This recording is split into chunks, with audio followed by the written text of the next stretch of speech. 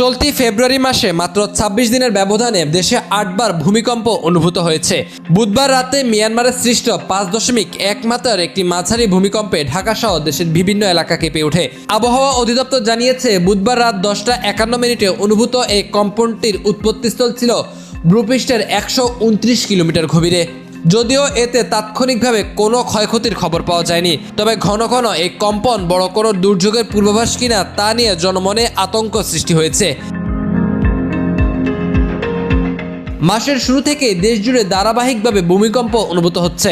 ১ ফেব্রুয়ারি সিলেটে ৩ মাত্রার মৃদু ভূমিকম্প দিয়ে শুরু হয়ে ৩ ফেব্রুয়ারি একই দিনে ৩বার ভূমিকম্প অনুভূত হয়।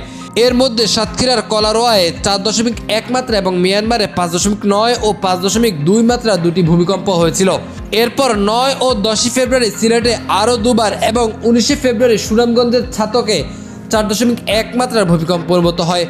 সব মিলিয়ে ২৬ দিনে ৮বার কেঁপেছে দেশ। এর আগে গত নভেম্বরে ৫.৭ মাত্রার এক ভূমিকম্পে দেশে ১০ জন নিহত ও শতাধিক মানুষ আহত হয়েছিলেন।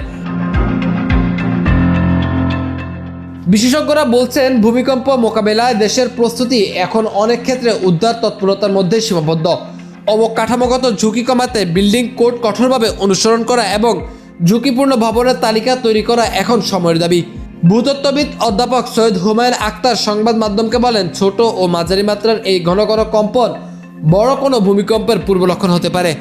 ভূত্বকের নিচে দীর্ঘদিন ধরে শক্তি জমা হয়ে থাকলে তা বড় বিপর্যয়ের ঝুঁকি তৈরি করে। বাংলাদেশ ভারতীয় ও ইউরেশীয় টেকটনিক প্লেটের সংযোগ স্থলে অবস্থিত হওয়ায় ভৌগোলিকভাবেই অত্যন্ত ভূমিকম্প প্রবণ অঞ্চলে রয়েছে। ছোট কম্পনগুলো আসলে নির্দেশ করছে যে ভূ অভ্যন্তরে বড় ধরনের অস্থিরতা বিরাজ করছে। তিনি বলেন, সম্ভাব্য ক্ষয়ক্ষতি কমাতে নাগরিক সচেতনতা বাড়ানো, নিয়মিত মহড়া এবং ভূমিকম্প সহনশীল স্থাপনা নির্মাণের কোনো বিকল্প নেই।